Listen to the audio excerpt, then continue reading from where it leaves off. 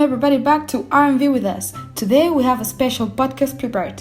Yes, indeed we do. This week's podcast will be focused on illegal immigration, its causes and consequences, and how can we try to solve this problem.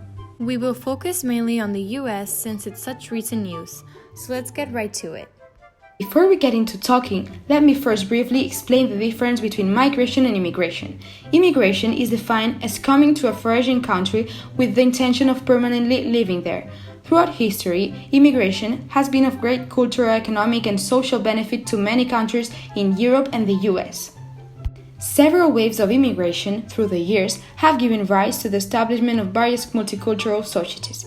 Immigration is when an individual or family moves to a new country from their country of origin with an official procedure at the embassy. Migration is the act of moving from one place to another within a country or across borders, and usually refers not to a single individual or a family, but to the movement of a much larger population. The real question here is, why do people migrate? Yes, indeed. Let me explain further. Some reasons for this are that immigrants choose to leave their home countries due to economic issues, political issues, family reunions, or even natural disasters. There are as well economic reasons, which are people seeking a higher wage, better employment opportunities, a higher standard of living, and of course, a better educational opportunities. Now that we understand the difference between migration and immigration and its causes, let me fill you on the consequences of such. The consequences of immigration is that the governments raise the taxes to cover all the immigrants. That means that the people with economic issues have to give the government money to pay some immigrants that they don't cooperate with the society. In some countries, there's small towns that the immigrants people don't want to speak the language of that country, and they don't work, and they spend all the time in their houses. I guess all that's left to talk about is how can we stabilize the levels of immigration and how can we try to solve illegal immigration. Before I talk about possible solutions, let me recap what doesn't work about illegal immigration.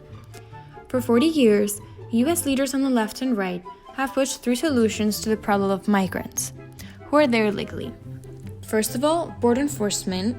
Secondly, guest worker programs. And lastly, legalization. As for legalization, in 1986, there was millions granted to those who entered illegally by friends and family. The US went from 3 million immigrants in that year to 11 million today. Border enforcement costs a staggering $19.4 billion in 2016, but studies show that 97% of border crossers still do get in.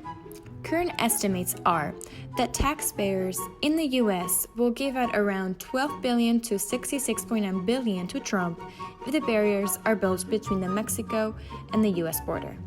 To be clear, walls do not work. We should ask the Chinese. They built the mother of all walls and they didn't keep the Mongols out. It sounds radical, but this is what most people think works.